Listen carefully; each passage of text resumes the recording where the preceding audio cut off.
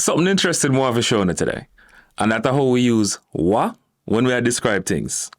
Y'all go on to hear this. Coming up after this.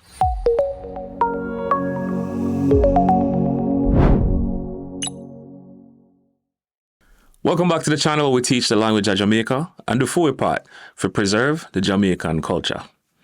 I'm your boy Andre, and we're not going to waste no time, so we could jump right into the video. I want to show you how we use wa, that over the years starts to sound like we when we describe some things. We use it to replace who, whose, and that. And right now, we're going to look at what it means each one. You're going to need to know this for carry on a conversation. So, let me give you a couple examples. You know the new movie we just come out the other day? Mary said it have mixed reviews. Which is, do you know the movie that came out the other day? I heard that it has mixed reviews.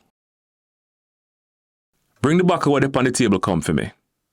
Which is, bring the bottle that is on the table for me.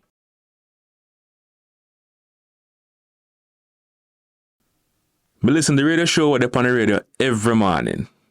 Which is, I listen to the radio show that is on the radio every morning. Now, you're going to hear this going forward. I'm going to need to cover this before we move on. So now, we could look at what it means who and whose. My brother will live a foreign, always I send money come give me. Which is, my brother who lives overseas is always sending money for me or sending me money. You know the man who named Mr. Burton? He did my principal.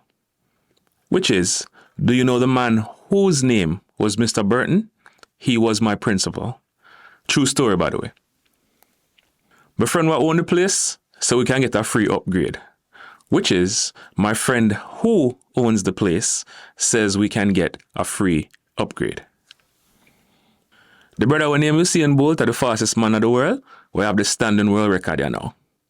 Which is, the guy whose name is Usain Bolt is the fastest man in the world who has the standing world record right now.